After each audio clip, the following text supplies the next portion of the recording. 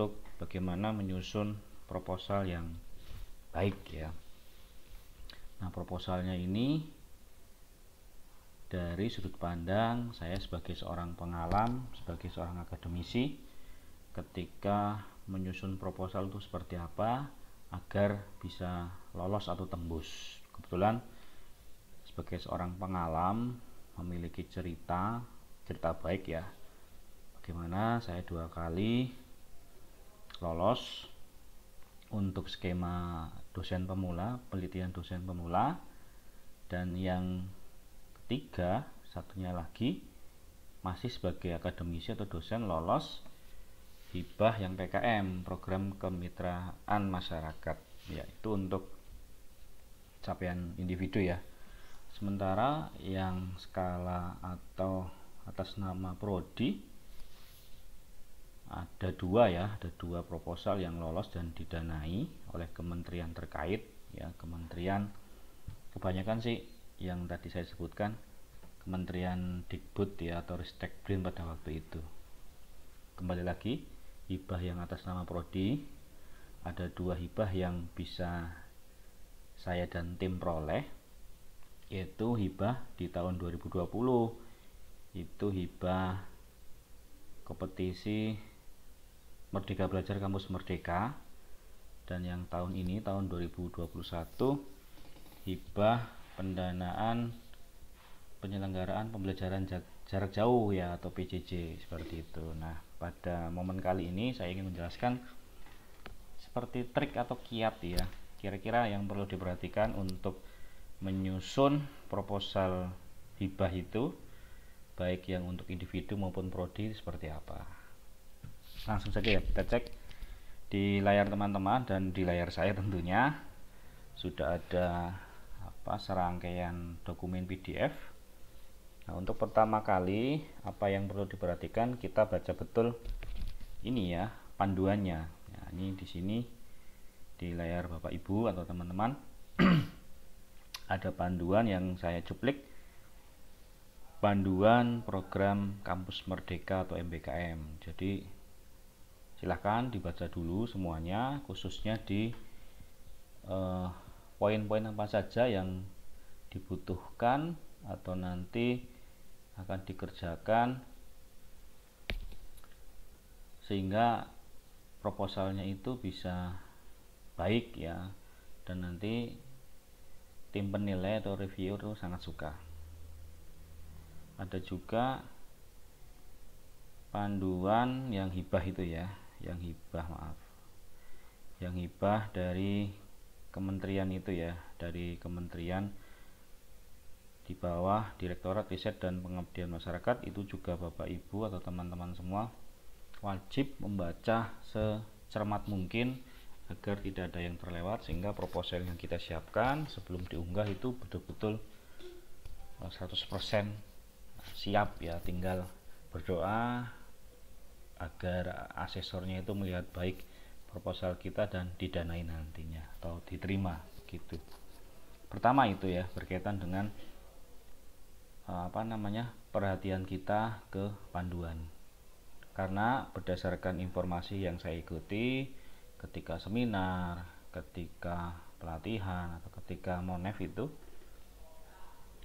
ada seleksi yang bertahap, yaitu yang pertama yang sangat penting sebagai kayak pintu masuk ya, agar proposal kita masuk ke meja reviewer atau asesor, itu administrasi ya. Administrasi segala hal itu ada di panduan. Jadi betul-betul teman-teman Bapak Ibu semua itu harus betul-betul menyimak dengan baik bagaimana isi dari panduan ya.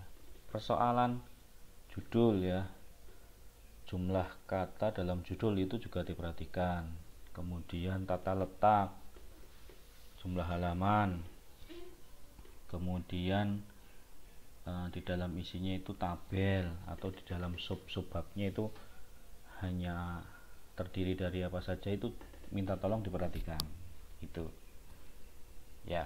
Nah, ketika tahapnya administrasinya lolos, nanti akan masuk ke substansi. Nah, untuk substansi tidak banyak informasi yang saya terima ketika mengikuti kegiatan macam itu, tapi berdasarkan pengalaman ya, ada beberapa poin ya, beberapa aspek yang menurut saya itu sangat penting.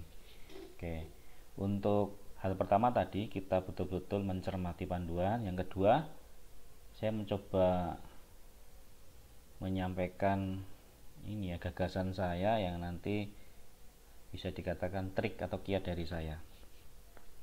Saya akan buka ini ya, proposal hibah MBKM di sini dulu contohnya. Nah, ini yang dimaksud dengan administrasi kita harus sesuai dengan panduan. Untuk warna, tulisan, tata letak, judul itu sudah saya sesuaikan dengan panduan. Jadi seperti ini, kelengkapan administrasi misalnya peraturan rektor, intinya payung hukum ya, dokumen payung hukum. Kemudian lembar identitas, pengusulnya siapa itu harus lengkap, ditandatangani basah, stempel dan dipindai atau di scan. Ada surat pernyataan. Ini kelengkapan administrasi, termasuk daftar isi teman-teman juga harus sesuai ya, harus lengkap gitu. Sekarang masuk ke substansinya ya. Setelah daftar isi itu ada ringkasan eksekutif.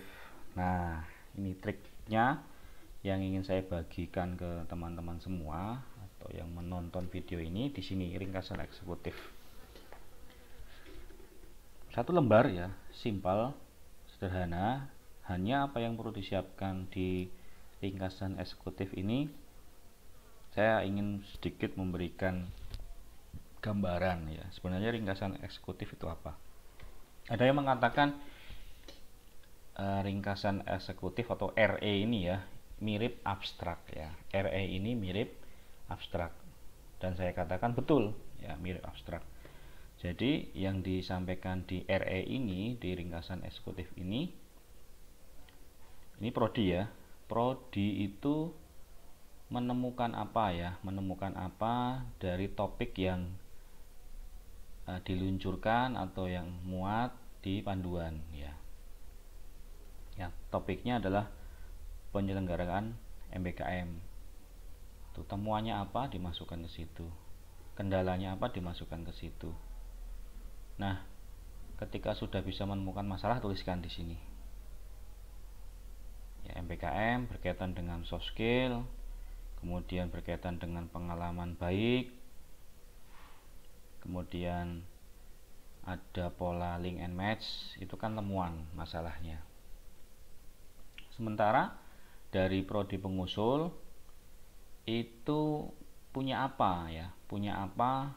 Sudah siap apa agar mendukung, agar siap ketika didanai. Ya, misalnya di sini bahwa prodi ini, prodinya saya ya, Pendidikan Bahasa Indonesia Universitas Islam Majapahit, punya LMS ya, punya siakat, punya dosen yang mumpuni, kemudian punya mahasiswa, dan tentunya fasilitas ya, fasilitas selain juga dukungan pimpinan fakultas, pimpinan universitas ya. Nah, apa yang dimiliki oleh pengusul dengan apa yang dimaui oleh si pemberi dana itu disampaikan di ringkasan eksekutif. Nah, sebaiknya itu ada kesenjangan ya, bahwa kita punya apa, ternyata keinginan dari pemberi dana apa. Di ringkasan eksekutif itu ada satu atau dua pernyataan yang memang ada kesenjangan, ada masalah di situ. Ya, ketika sudah menemukan masalah, jangan hanya ditulis masalahnya saja ya. Jangan hanya kita itu mencari masalah tanpa solusi ya. Tentu kita perlu mencari dan memecahkan masalahnya itu. Pemecahan masalahnya itu atau penyelesaian masalah itu ditulis juga di dalam ringkasan eksekutif. Misalnya masalah berkaitan dengan kita punya mahasiswa ya, atau punya dosen, SDM dosen dan SDM mahasiswa, tetapi belum banyak pengalaman di luar kampus. Nah, dengan adanya MBKM ini jadi jembatan atau momen penting agar memfasilitasi dosen dan mahasiswa itu bisa belajar di luar kampus, dan itu sangat relevan dengan semangat dari MBKM. Ada hak belajar baik dosennya maupun mahasiswanya belajar di luar kampus asal, seperti itu. Saya tuliskan di ringkasan eksekutif. Ya, jadi reviewer ya ketika membaca ringkasan eksekutif itu sudah bisa menilai ya, sudah bisa memahami apa yang akan dilakukan, apa yang ada di dalam proposal pengusulan ini. Nanti akan prodi pengusulnya itu akan bekerja di kegiatan ini sampai selesai, itu sudah dituangkan di dalam ringkasan eksekutif. Pun begitu di proposal ya, proposal hibah. Ini saya contohkan hibah PKM yang kemarin dulu tahun 2020 saya lolos didanai. Katanya kan PKM ini cukup sulit ya didanai, tapi alhamdulillah saya bisa lolos dan cukup terharu juga. Agak takut awalnya dapat pengumuman itu. Saya di tahun ini ya, tahun itu satu-satunya yang lolos di kampus Unim itu. Jadi terharu sekaligus bangga seperti itu ya. Tentunya dengan segala respek yang ada, itu sebuah capaian tersendiri ya, dan saya ingin betul-betul memberikan apresiasi ke pimpinan kampus seperti itu. Padahal yang saya tahu banyak juga ya, lebih dari belasan, pokoknya hampir puluhan, 20 atau 30 Bapak Ibu dosen lain di Unim juga mengajukan, tapi hanya satu, dan itu saya. Makanya saya berani memberikan kiat ya. Nah, di sini proposal PKM. Kalau untuk proposal hibah ini yang memang kompetitif nasional, ya pertama ikut panduan tadi, tapi yang terpenting topik yang kita usung di dalam proposal ini juga memiliki kebaruan ya, ada novelty dan kebermanfaatan. Tuh. Dan pertama katanya sih judul ya, judul sangat menentukan ya. Jadi pandangan pertama reviewer katanya di sini, di judul ya. Kebetulan judul yang saya miliki, yang saya usulkan pada waktu itu sebenarnya sangat sederhana ya, sama dengan pengusulan dari Bapak Ibu dosen yang lain. Hanya di sini ya, ada keterlibatan ya, atau ada integrasi dari teknologi mutakhir, teknologi informasi begitu. Kemudian ada mencantumkan masa-masa di momen itu ya, momen COVID ya, momen pandemi. Saya masukkan juga. Jadi teman-teman untuk judul dan juga topiknya sebisa mungkin menangkap peristiwa yang sedang hangat terjadi ya, yang kalau bahasa Inggrisnya itu yang lagi happening gitu ya. Sedang apa sih di dalam masyarakat, dan itu dipantau oleh semua lapisan masyarakat ya. Dari reviewer sampai reviewer kan biasanya profesor doktor, sampai kita ini ya dosen muda ini, kira-kira memandang hal apa yang ada di dalam masyarakat di dalam konteks pendidikan dan pembelajaran. Terdampak betul bagaimana bidang pendidikan dan pengajaran atau pembelajaran karena pandemi ini, dan saya tangkap itu, kemudian itu menjadi topik, muncullah judul seperti ini ya. Nah, yang terpenting juga berdasarkan panduan ya, ternyata panduan tidak melulu soal administrasi, tapi berkaitan dengan substansi juga, dan itu menjadi poin tersendiri bagi reviewer untuk menilai proposal kita, yaitu pada aspek keberlanjutan ya, keberlanjutan hibah yang kita dapat di tahun sebelumnya pada variabel pendidikan karakter ya, atau kearifan lokal.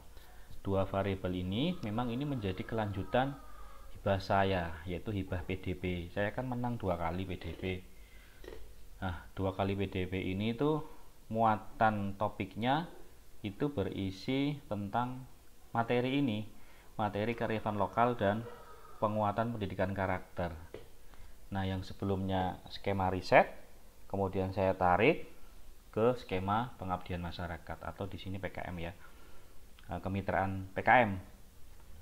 Apa sih kepanjangannya? Pengabdian kepada masyarakat ya, atau pengabdian kemitraan masyarakat, penelitian kemitraan masyarakat. Nah, ada kesesuaian, ada keberlanjutan, itu juga menjadi penilaian sendiri dari reviewer ke kita sebagai pengusul. Oh, ini ternyata ada kelanjutannya. Tidak sekadar hasil riset jadi proceeding, jadi artikel atau jadi buku. Tapi itu bisa dimanfaatkan secara luas dengan skema yang berbeda. Ini skema pengabdian masyarakat gitu.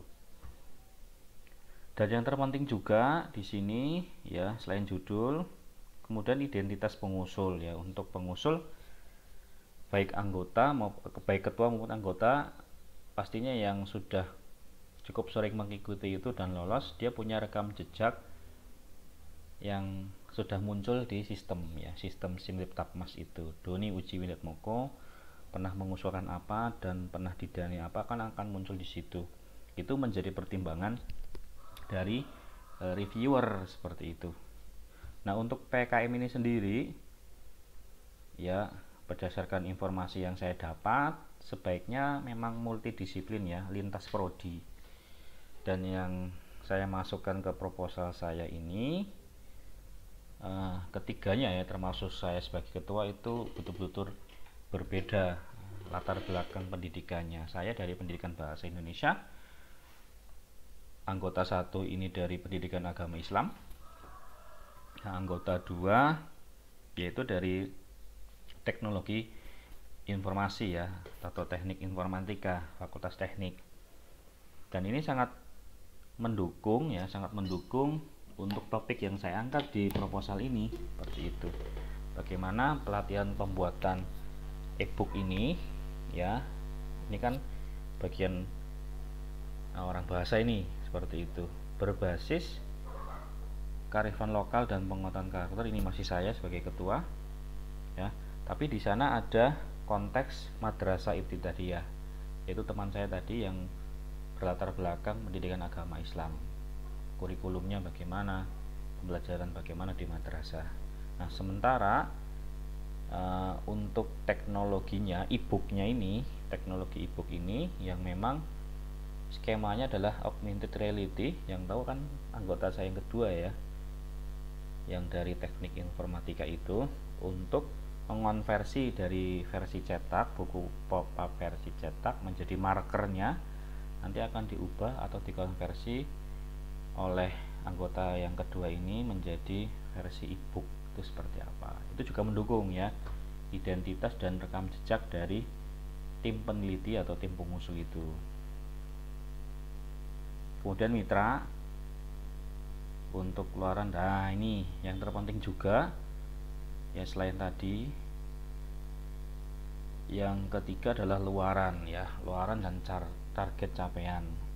Menurut beberapa teman yang saling cerita, luaran ini juga poinnya cukup tinggi ketika kita bisa menjanjikan ke reviewer ya, tim penilai kita, luarannya itu sebisa mungkin tinggi begitu ya, sebisa mungkin tinggi, sebisa mungkin di luar biasa ya, harus di atas normal begitu. Normal maksudnya kita target sebelumnya hanya Sinta 1, 2 seperti itu, atau Sinta 3, 4 ya. Sebisa mungkin ketika reviewer ingin tertarik dengan proposal kita ya, kita Sinta 1, 2 atau Scopus begitu. Pun begitu di sini ya. Ya, luarannya jurnal ini jurnal Sinta 2 atau Sinta 3 ya, saya agak lupa, mohon maaf. Kemudian dipublikasi di media daring online, diunggah di YouTube. Kemudian yang lainnya, luaran tambahan berupa paten. Nah, ini ya, dari sekian ini yaitu jurnal yang sangat penting juga, yaitu paten ya. Konon kan katanya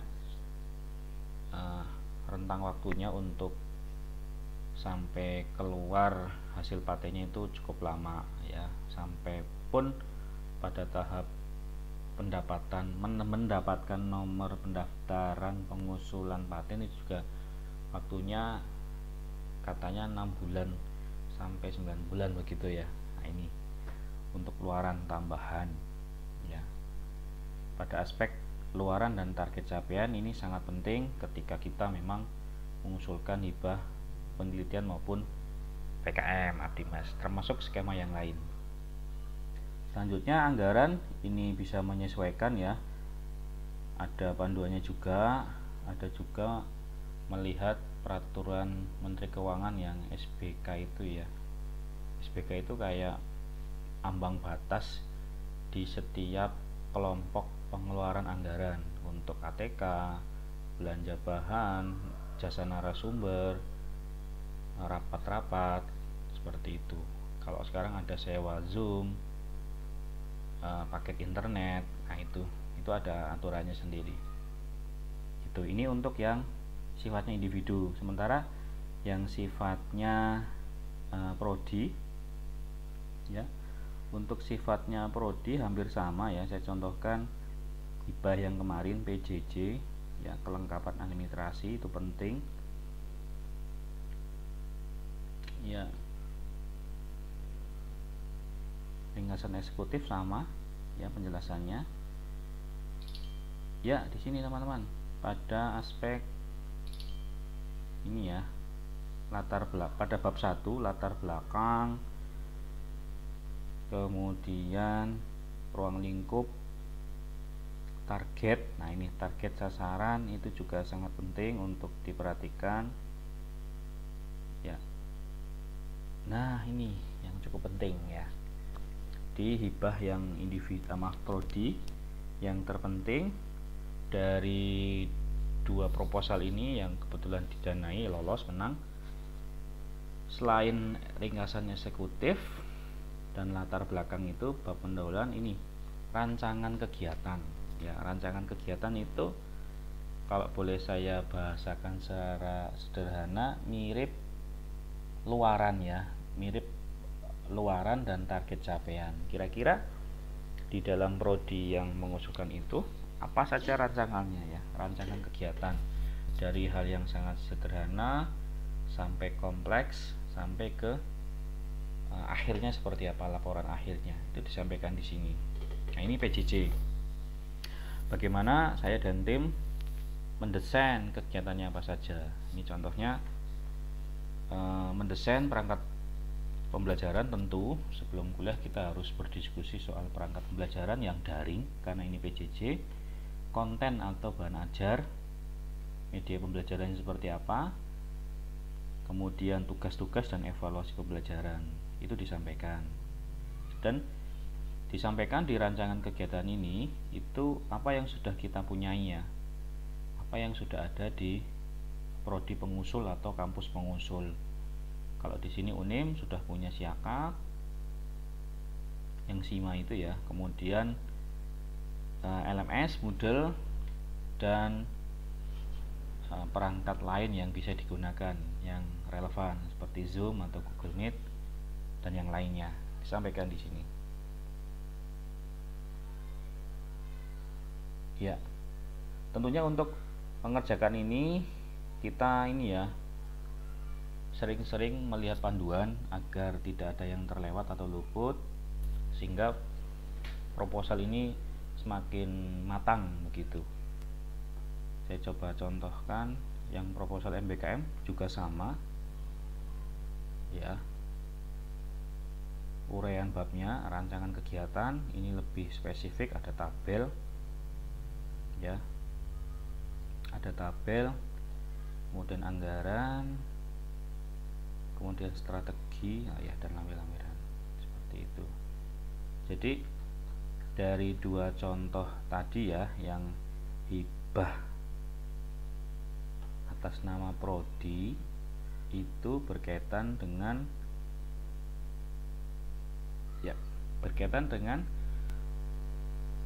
apa persiapan kita dan bagaimana pelaksanaannya dan bagaimana cara mengukur keberhasilan capaian program itu dan bagaimana strategi tindak lanjutnya ya, itu dituangkan semua di dalam proposal seperti itu. Nah, untuk prodi tentunya ini kerja tim ya, anggota tim yang dikoordinatori biasanya oleh kaprodi, tapi nggak harus kaprodi ya, yang bisa memimpin lah seperti itu. Itu mengkoordinasi seluruh anggota tim agar solid, mau gotong royong mengerjakan semua itu. Nah, berbicara hibah yang atas nama prodi itu ada pengalaman ya, memang leadernya itu pemimpin harus bisa ngomong, harus bisa merangkul semua, dan harus tegas juga gitu.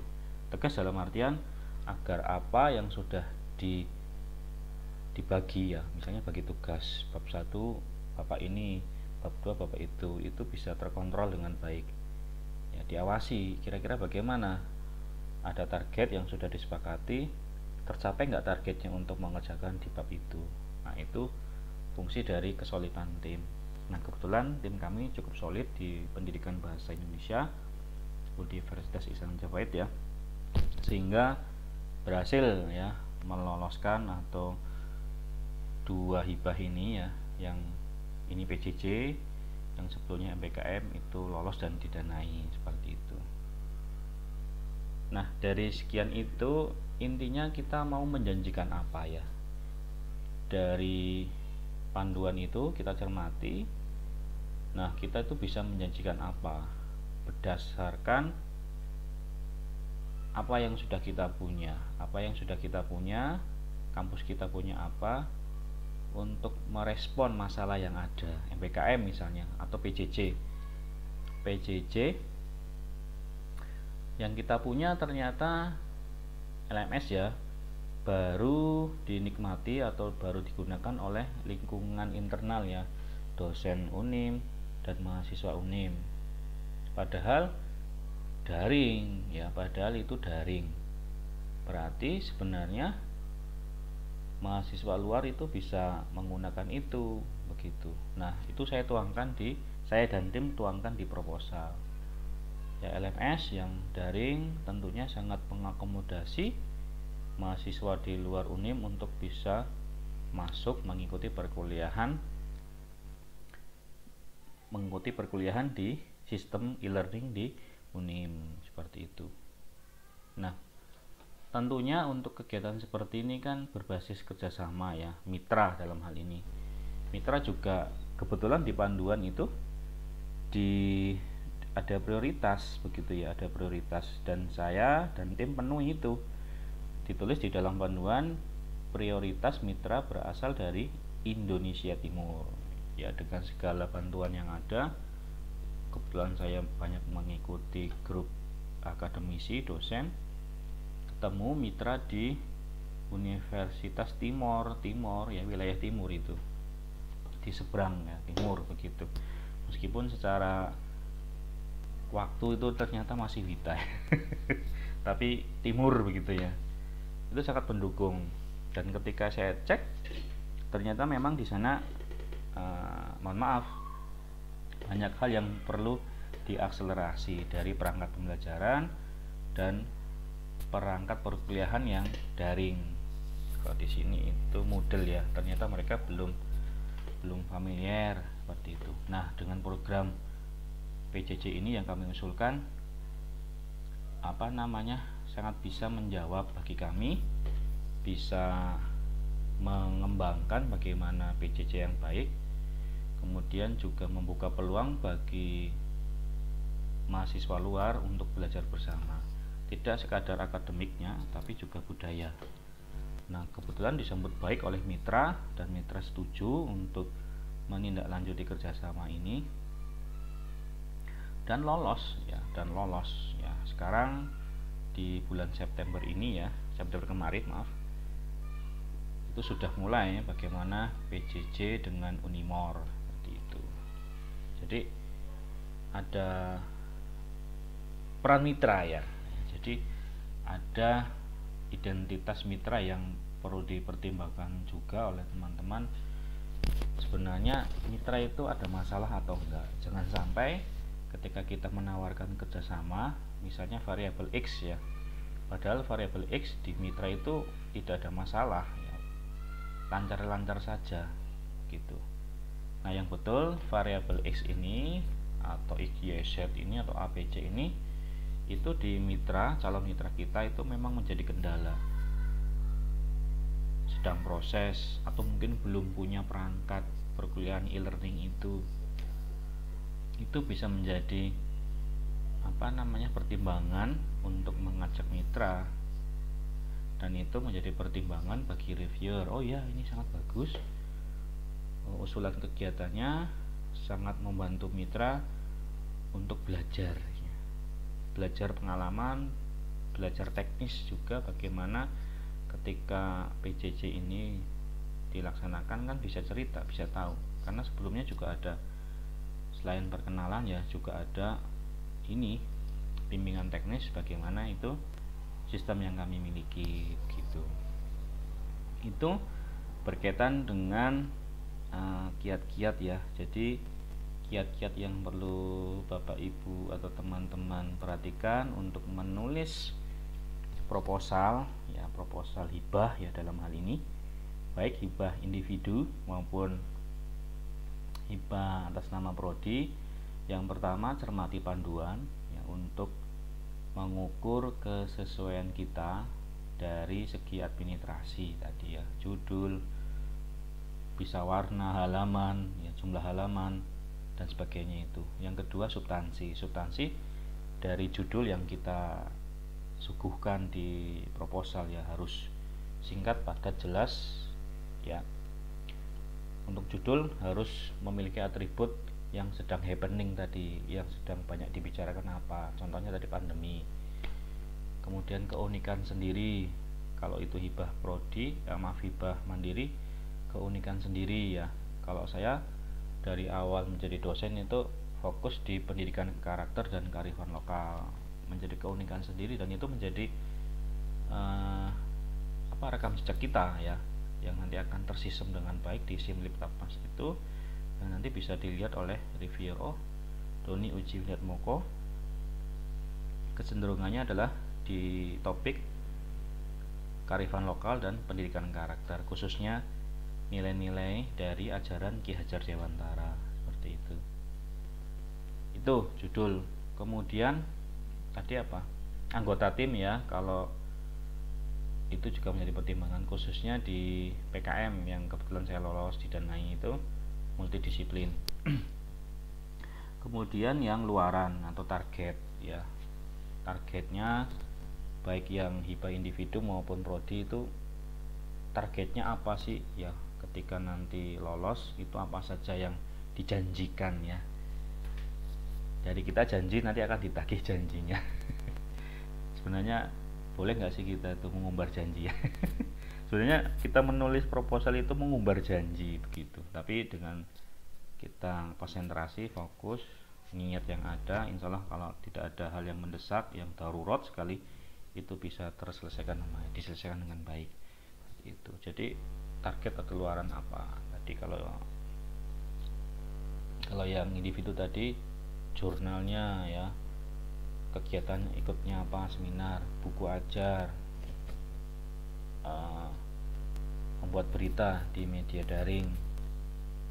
Kemudian dari mitra itu ada peningkatan pemahaman misalnya, atau peningkatan keterampilan, kecakapan, seperti itu. Nah, kalau yang individu, yang prodi itu mendapatkan dampak yang apa setelah mendapatkan hibah itu? Dosennya menjadi lebih kompeten misalnya, mahasiswanya menjadi lebih aktif, pun dari mitra mendapatkan wawasan baru, mendapatkan keterampilan baru ya, jadi setara begitu. Kemudian dari rancangan kegiatan ya, rancangan kegiatan itu akan dinilai oleh reviewer rasionalitas ya, ini masuk akal nggak sih kegiatan ini untuk mencapai target itu gitu. Jangan sampai kegiatan ini sebenarnya tidak bisa mencapai kegiatan itu. Misalnya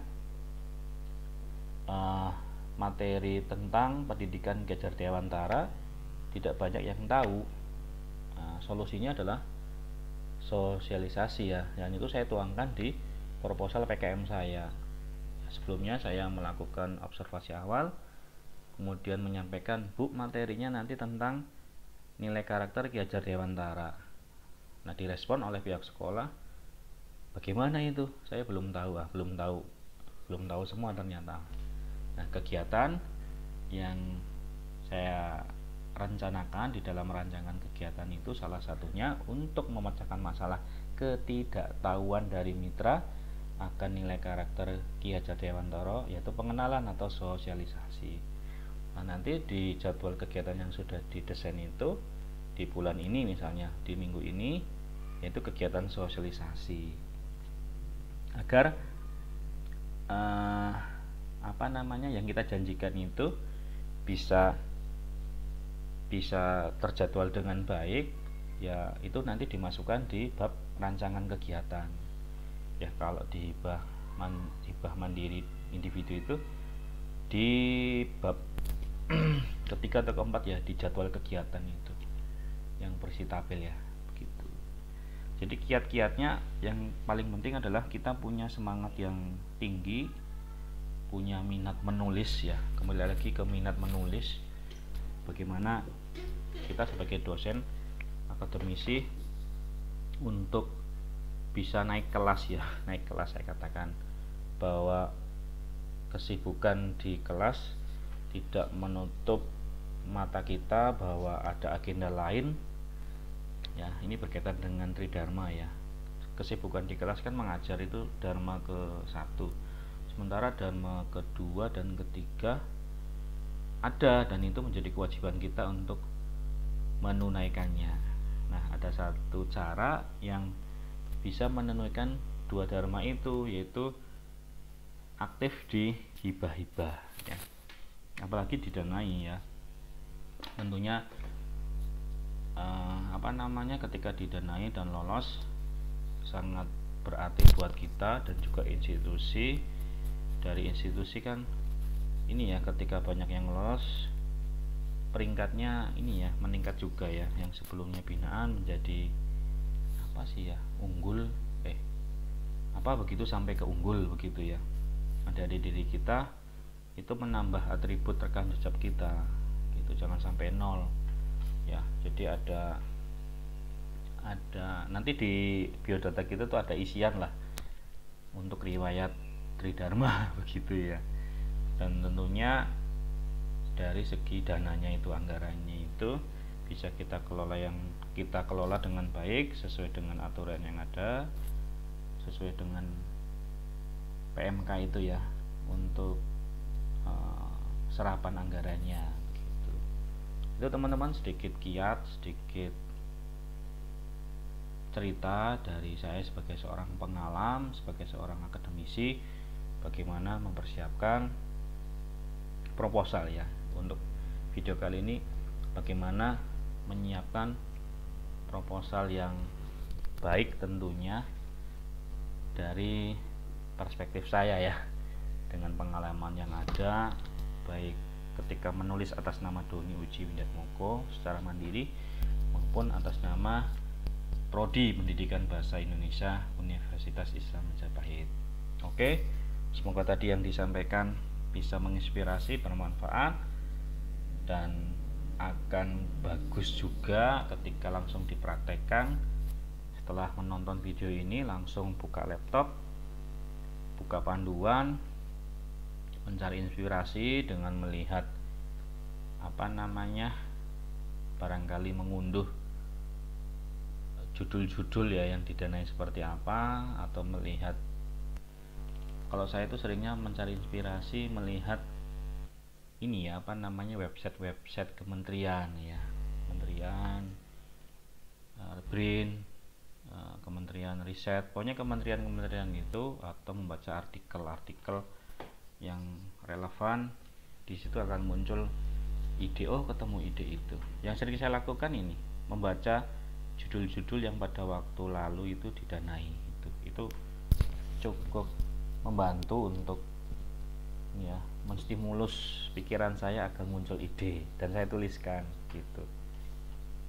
Dan mohon maaf ketika memang tadi, ya, cerita tadi kurang berkenan, ada hal-hal yang masih bingung, bisa ditanyakan ya di kolom komentar di YouTube atau bisa wapri. Nanti saya sampaikan nomor kontak saya di deskripsi di YouTube itu. Begitu teman-teman. Semoga tadi yang disampaikan mendapat ridho Allah, mendapatkan tanggapan yang positif ya. Dan mohon maaf jika ada hal-hal yang kurang berkenan. Terima kasih atas atensinya. Ketemu lagi di video selanjutnya dengan topik tema yang lebih keren, lebih oke gitu ya. Oke, gitu dulu. Terima kasih. Selamat siang. Salam sehat. Salam semangat. Assalamualaikum warahmatullahi wabarakatuh.